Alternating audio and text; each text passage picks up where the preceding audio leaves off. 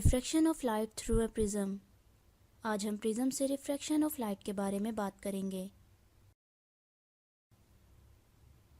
सबसे पहले हमें कुछ टर्म्स के बारे में मालूमात होनी चाहिए, जैसा कि रोशनी क्या है, रिफ्रैक्शन ऑफ लाइट क्या है, लॉज ऑफ रिफ्रैक्शन और रिफ्रैक्टिव इंडेक्स।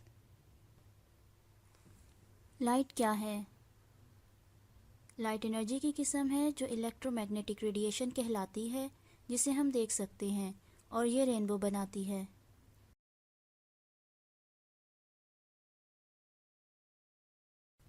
रोशनी के मुख्तलिफ मज़ाहिर हैं: रिफ्लेक्शन, रिफ्रैक्शन और total internal reflection.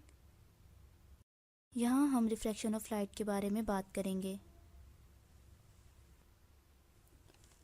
Refraction of light ऐसा अमल जिसमें रोशनी एक शफाफ मीडियम से दूसरे शफाफ मीडियम में दाखिल होते हुए अपने रास्ते से हट जाए, रिफ्रैक्शन ऑफ लाइट कहलाता है।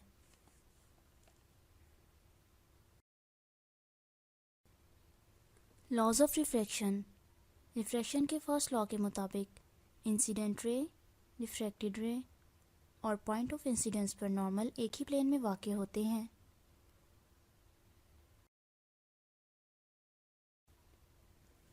रिफ्रैक्शन के सेकंड लॉ के मुताबिक एंगल ऑफ इंसिडेंस के साइन और एंगल ऑफ रिफ्रैक्शन के साइन में कांस्टेंट रेशियो n होती है, जो दूसरे मीडियम का पहले मीडियम के लिहाज से रिफ्रैक्टिव इंडेक्स कहलाता है और इसको स्नेल्स लॉ भी कहते हैं।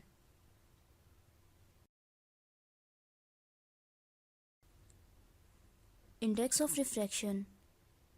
मुख्तलिफ मीडियम्स की वजह से रिफ्रैक्शन ऑफ लाइट की स्पीड भी मुख्तलिफ हो जाती है। रिफ्रैक्टिव इंडेक्स को रिफ्रैक्शन ऑफ लाइट की मेजरमेंट के लिए इस्तेमाल किया जाता है। रिफ्रैक्टिव इंडेक्स रोशनी की खला में स्पीड और किसी मीडियम में स्पीड की रेशियो के बराबर होता है।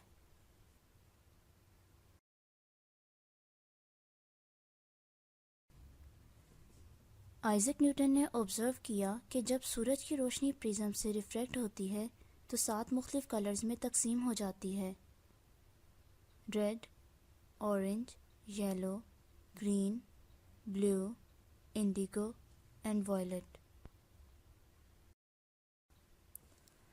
ऐसा फिनोमेना जिसमें रे ऑफ लाइट किसी ट्रांसपेरेंट बॉडी से गुजरते हुए मुख्तलिफ रंगों में तब्दील हो जाए, डिस्पर्शन कहलाता है। डिस्पर्शन ऑफ लाइट की वजह से जो कलर्स बनते हैं उन्हें स्पेक्ट्रम कहा जाता है। स्पेक्ट्रम की वेवलेंथ की रेंज 0.4 माइक्रोन से 0.7 माइक्रोन्स तक होती है।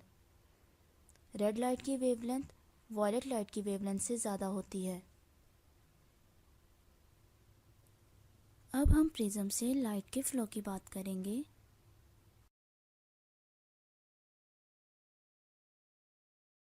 प्रिज्म को वाइट शीट पे रखेंगे और इसकी बाउंड्री ABC को ट्रेस करेंगे। इसके बाद दो पिन्स T एंड S को एक साइड पे फिक्स कर देंगे और दूसरी तरफ दो और पिन्स Q एंड R को इस तरह फिक्स करेंगे कि चारों पिन्स एक ही लाइन में नजर आएं। इसके बाद हम पिन्स की पोजीशन को मार्क करेंगे। T, S, R और Q को मिलाते हुए प्रिज्म की बाउंड्री तक ले जाएंगे। P और O से ज्वाइन कर देंगे। TP इंसिडेंट रे को जाहिर करती है, PO रिफ्रैक्टेड रे को और OR इमर्जेंट रे को जाहिर करती है, जो बेस की तरफ बेंड होती है। PN और ON P और O पॉइंट पर नॉर्मल हैं, जहां I एंगल ऑफ इंसिडेंस को और R एंगल ऑफ रिफ्रैक्शन को जाहिर करते हैं। अगर इंसिडेंट रे TP को आगे की तरफ और इमर्जेंट रे RO को पीछे की तरफ बढ़ाएं तो ये M पॉइंट पर आपस में मिलेंगे और एंगल OML बनाएंगे, जिसको एंगल ऑफ डेविएशन कहते हैं। अगर हम एंगल ऑफ इंसिडेंस की वैल्यूज़ को चेंज करेंगे तो एंगल ऑफ डेविएशन भी चेंज हो जाएगा। सबसे पहले एंगल ऑफ डेविएशन कम हो जाती है और फिर इस तरह बढ़ती है कि प्रिज्म से गुजरती हुई रिफ्रैक्टेड रे बेस के पैरेलल हो जाती है। अब हम एक क्विज परफॉर्म करेंगे।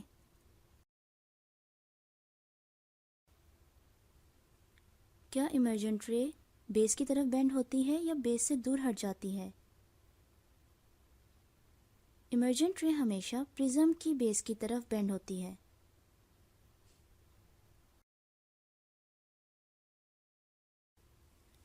जब एंगल ऑफ इंसिडेंस को बढ़ाया जाता है तो क्या इफेक्ट होता है? क्या एंगल ऑफ डेविएशन पहले डिक्रीज होती है और फिर इंक्रीज होती है, या फिर पहले एंगल ऑफ डेविएशन इंक्रीज होती है और फिर डिक्रीज होती है?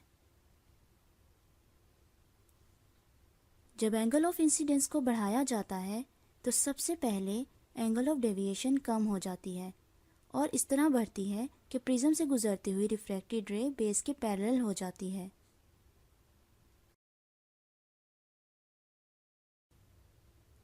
रेनबो रिफ्रैक्शन ऑफ लाइट की रियल लाइफ एग्जाम्पल है। सूरज की रोशनी जब फिज़ा में मौजूद ड्रॉपलेट्स पर पड़ती है तो आसमान पर रिफ्रैक्शन ऑफ लाइट की वजह से एक आर्क बनती है जिसे रेनबो कहते हैं। इस आर्क में शो होने वाले colours red, orange, yellow, green, blue, Indigo और वायलेट हैं। आई होप कि आपको इस ट्यूटोरियल से refraction of light through a prism को समझने में बहुत मदद मिलेगी।